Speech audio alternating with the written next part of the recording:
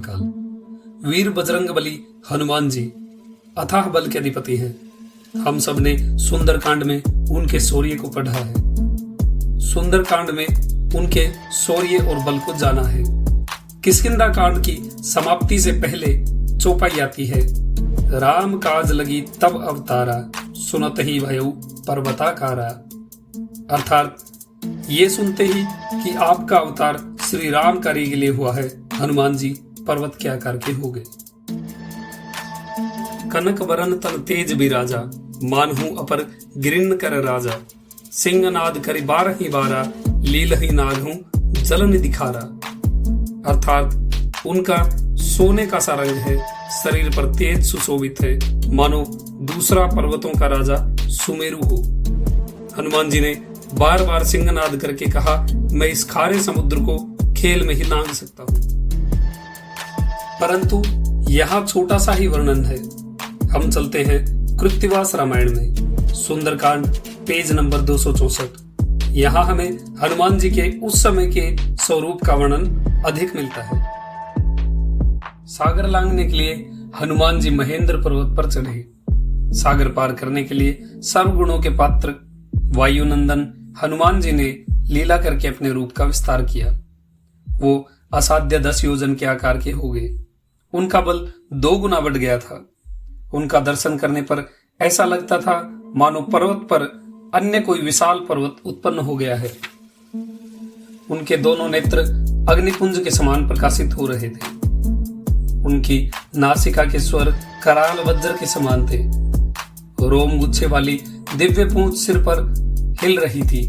ऐसा लगता था मानो सुमेरु पर्वत पर नागराज खेल रहे हों। उन श्रेष्ठ कपि के भार को सहन न कर पाने के कारण वो भूधर बार बार डगमगा रहा था। उसके वृक्षों के झुंड आंदोलित होने के कारण फूल झड़ रहे थे। ऐसा लगता था जैसे वीरगण पुष्प वर्षा कर रहे हों। कितने ही लाख वृक्ष उड़ गए थे।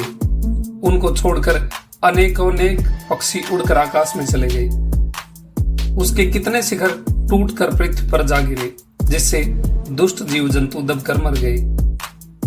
कष्ट पाकर चिंगाड़ते हुए कितने हाथी भय से उस वन को छोड़कर भाग गए। कितने ही हाथी प्राण त्याग कर उताने पड़े थे। जो पशु उनके पास में थे वो दबकर मर गए।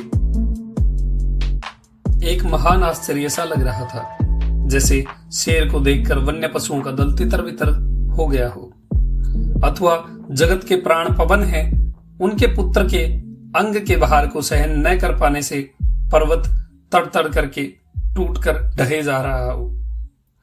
उनके चाप को पाकर कितने ही सांप बिलों में से अत्यंत त्रस्त होकर फुफकार कर बिल छोड़ने लगे।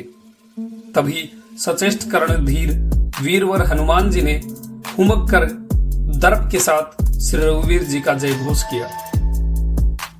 उस महारव से तत्काल संसार आच्छादित हो गया, अर्थात वो प्रचंड शब्द संसार में व्याप्त हो गया। ऐसा लग रहा था मानो प्रलयकालीन बादल गरज रहा हो। उस शब्द को सुनकर समस्त प्राणी अधीर हो गए। भय से व्याकुल होकर कितने ही लोग अचेत हो गए।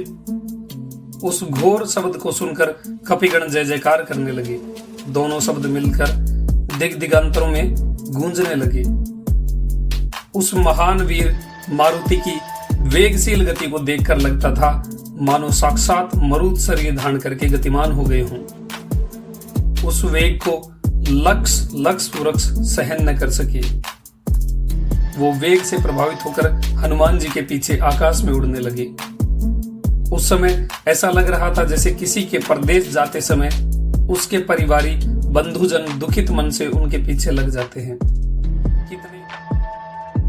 कितने पर्वत, शिखर तथा हाथी उनके पीछे उड़कर चले। बाद में थोड़ी दूर जाकर सिंधु में समा गए।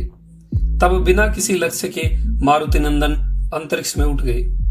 उन्हें देखकर सारे लोग स्तब्ध रह गए कि वो वानर आकाश में कैसी शोभा पा रहा था, मानो मेरु पर्वत पंख धारण करके आकाश में उड़ रहा हो। उनकी दोनों भुजाएं डोलती हुई प्रकाशित हो रही थी। ऐसा लग रहा था मानो शेषनाग पर्वत के ऊपर शोभित हो रहे हों। ऊपर की ओर उठी हुई पूंछ भाद्र मास के इंद्रध्वज के समान प्रकाश से शोभा पा रही थी। पवन वेग से चलने के कारण उनके अंगों की गति से निकला हुआ शब्द वज्र के समान लगता था। उनकी वेगवान गति से आकर्षण से कोई भी अपने स्थान पर स्थिर नहीं रह पाता था। उनकी गति के समीर से आकर्षित होकर सब उनके पीछे उड़े जा रहे थे। बहुत से पर्वत उड़कर सिंधु में समा गए। कितने नभचर सागर जल में डूब गए। सागर के जल में अत्यंत कोलाहल मच गया। अखिल जलथल उस महाशब्द से प्रकंपित होने लगा। जो मकरादि जलचर पानी में थे वो भयभीत होकर बहुत दूर भाग गए। तब क्रमिक रूप से पवन पुत्र आकाश में उठने लगे। सूर्य उनके मस्तक के मुकुट के समान लगने लगा। फिर वो सूर्य कंठमणि शोभित लगने लगा। फिर वह सूर्य दोनों चरणों के स्वर्ण आभूषण के समान लगने लगा। ऐसे महावीर मारुति का सूर्य निरीक्षण करके महासंतुष्ट होकर देवगण पुष्प वर्षा करने लगे।